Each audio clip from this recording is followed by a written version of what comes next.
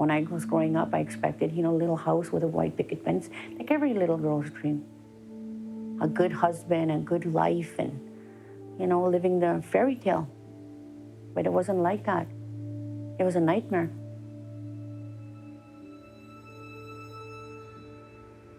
We lived in fear, to fear men, that when men said something to you, you get up and do it right away. Because it's dangerous, dangerous. If you're in a situation where there's a lot of violence going on, he may kill you or you're going to kill him. Is that the way you want to die?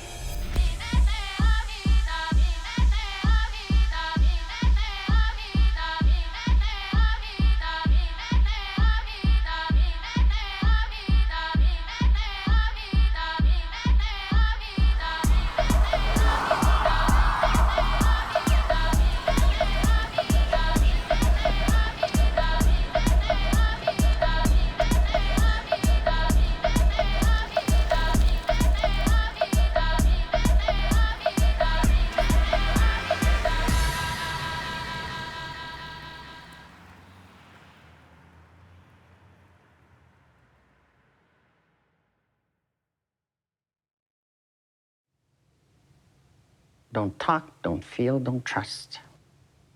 There are 3 things you learn growing up in a dysfunctional home with a lot of alcohol and violence.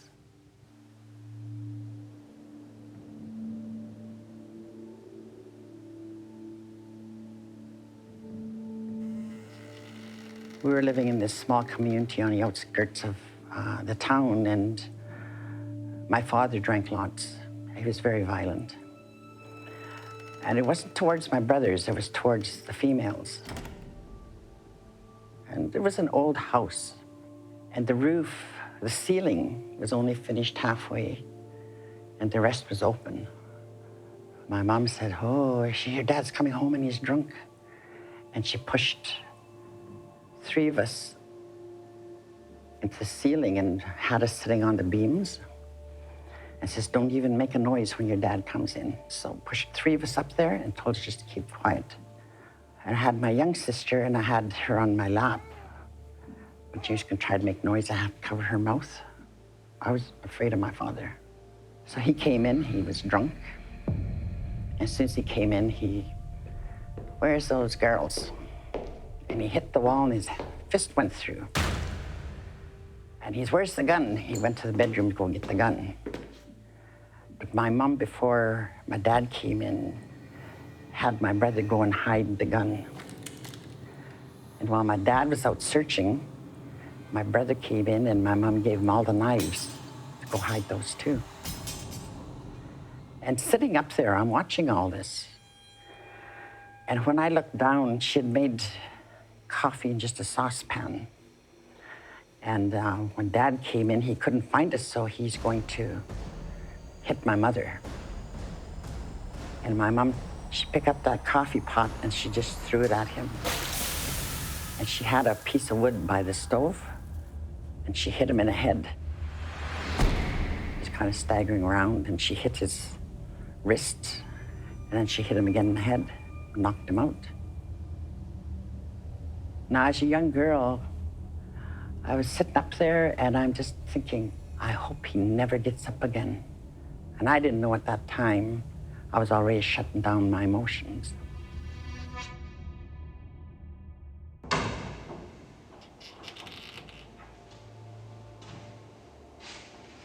I didn't have a mommy and daddy. I pretty much raised myself since I was 7 years old.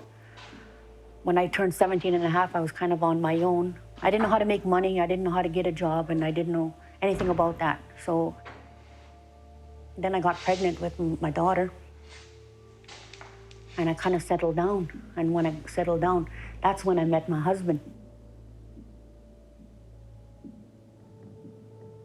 But he was like a stalker. He stalked me all the time, and he was always there and giving me all these things and making me feel pretty and taking me to movies and dinners and places. And like, I felt like a goddess. So I fell in love with him. And then after, when he knew that he had me, then the abuse really started. It was always something that I had done. It was always my fault. And I believed it. One time I got beat up because I made meatloaf. But that's not because of meatloaf. It was because he wanted to go mess around. He just needed an excuse to get mad and to hurt me and to walk out. But meatloaf, can you believe it? Meatloaf. I didn't have no friends and I wasn't allowed to talk to my neighbors.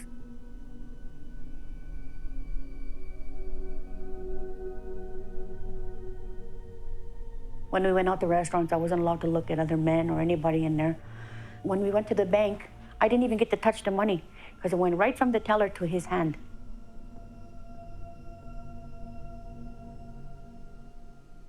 So that's when he started taking possession of my money, telling me how to dress, what clothes I couldn't wear, no nail polish, nothing to make feminine. Took all that away from me, and I let him. I didn't even fight it. I just let him do what he wanted because I thought that was the way it was supposed to be. You know, I never knew I had choices.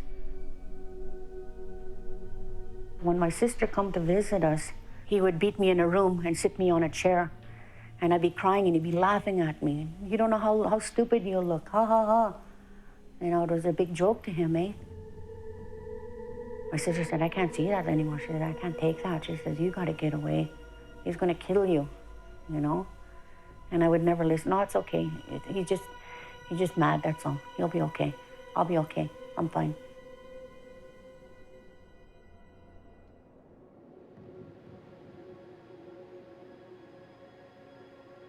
Well, I was born into a world where women were nothing but pieces of meat, sexually exploited bodies.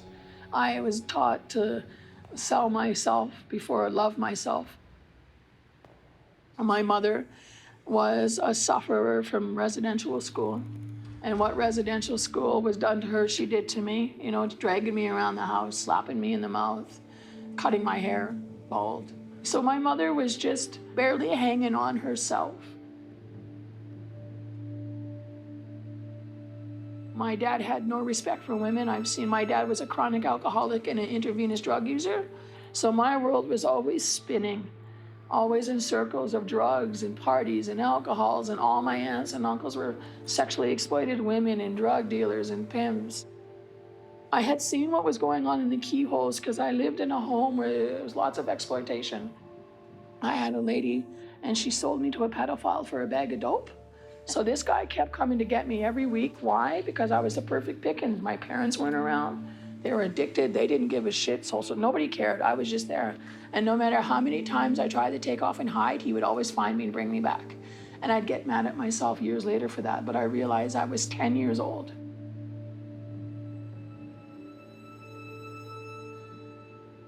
I suffered a lot of physical, mental, and just abuse of all kinds.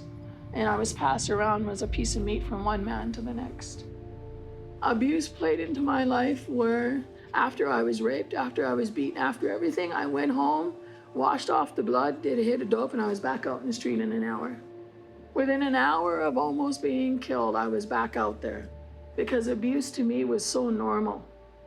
And anybody that's been abused must deal with that same issue of every day, it's never gone, it's always there.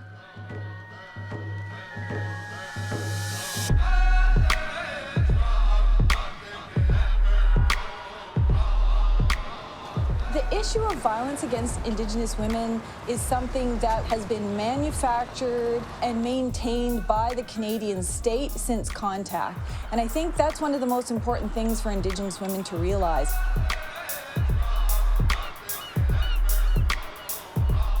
Traditionally, across our varied Indigenous nations, we were warriors. We were treaty negotiators, political strategists, and advisors. So we've always traditionally held extremely powerful roles. So think about in the really early years during contact, colonial settlers came over and they very immediately removed Indigenous women from their positions of power. And how they did that was removing their identity from them.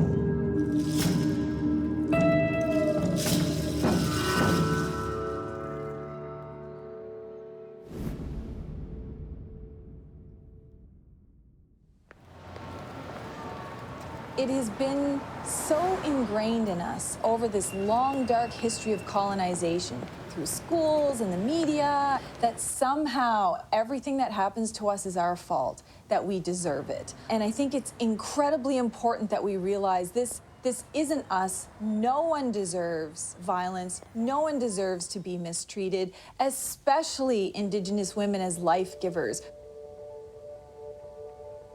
The most important decision a young Indigenous woman can make is that she has a right to be safe, she's worthy of being safe, and that she's going to take steps to exercise and defend that right.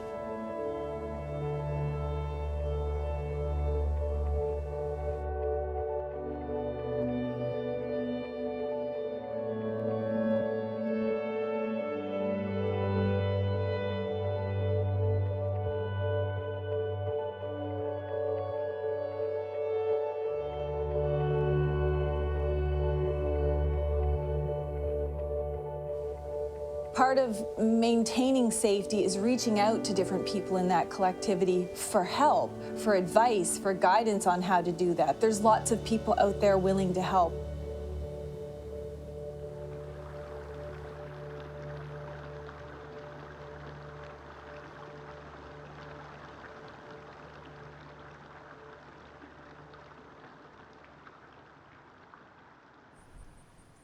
I'm Sandra Erminskin from the Erminskin Women's Shelter. I'm the director. One of the things that they're going to get in this shelter is for a woman to know her rights, to inform her of what abuse is.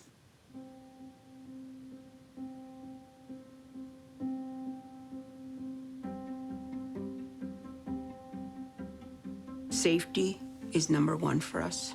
We want them to know that they're safe and this is their home. We have the child support worker, we have the family counselor. We have our in-house elder, and she will come talk to the ladies when it's needed. If the woman wants to go to a sweat, if she wants to go to ceremony, we'll provide the protocol to understand our way, to understand the kinship, to understand even our language is important for healing. In the few days she may be here, we will give her seed of hope.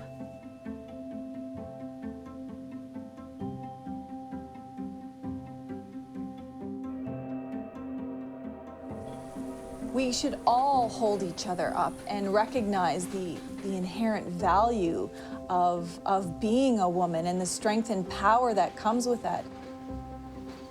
Think about the women who have survived domestic violence and abuse. They're still waking up every morning and saying, I have the strength and power to go on another day. If we could capture all of that strength, power, and resilience and be able to support it and include it in our Indigenous nations and communities, imagine how quickly our nations could heal. And recognizing that it's not even something to be ashamed of that we've had this experience in our lives. It's look at what I've overcome, look at how strong I am, and I have something to add to my nation.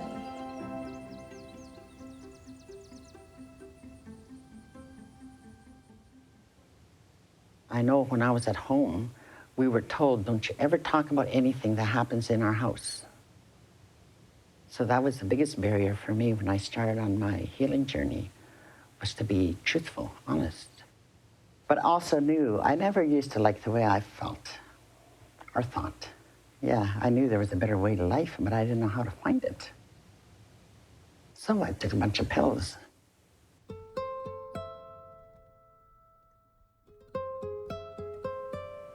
You know, I had enough of the beatings, I had enough of the abuse, I had enough of the crap. And it was just too much. And it was enough for my kids too. Because we were raising future abusers. Like, you still had control. I still let them have that power. I didn't know how to take that power back. My wake-up moment was my daughter. She was almost caught into that same world as me, where I realized, oh my God, she's gonna end up just like me.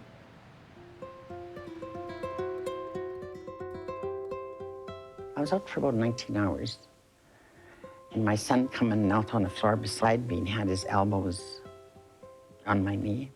And he's looking up at me and he says, Mom, please don't do this. I need you. He says, who's gonna love me like you love me. If you leave here, he says, I can have many stepmothers, but I'm not going to have you. And I thought, whoa. And then he was really sobbing too. He said, please get help. And I said, I will. And he was going to psychologist, so he'd been learning lots already about himself. He's right now, he says, here's your cup. And he says, for about 6 weeks, you're gonna feel like this. He said, you start emptying your cup. Each week, you're emptying it till finally it's empty. And then you turn your cup up like this again, and you gotta start putting good things into it.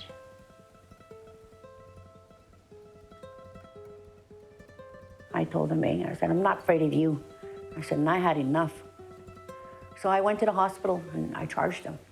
And then finally it quit. And I got the guts to leave, the courage to leave him.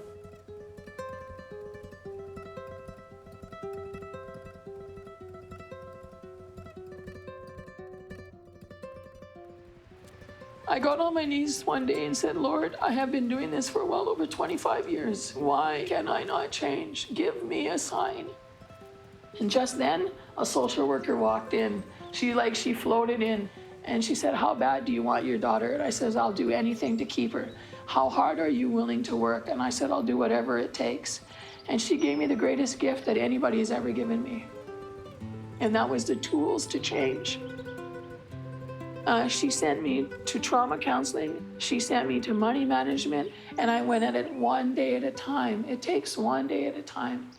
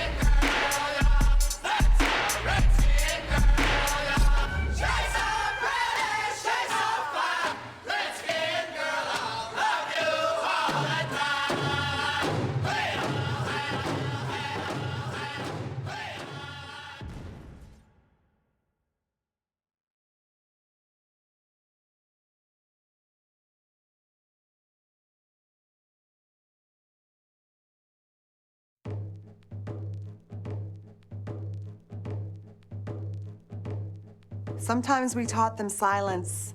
To let the secrets stay on the lips. Sometimes we taught them to look away. to forget. And not bear witness. We showed them how to play hide and seek with historical afflictions still tongues forced on grandmothers and grandfathers of long ago. Still cast their shadows. Still sweep through homes. When the wayward wind blows. Still cause chills that penetrate skin. And hit bone.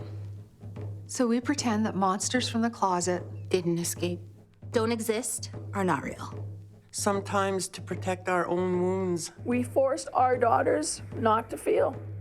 Maybe we were taught this ourselves. If you focus hard enough on forgetting, you can live through any kind of hell. Hush. Quiet now.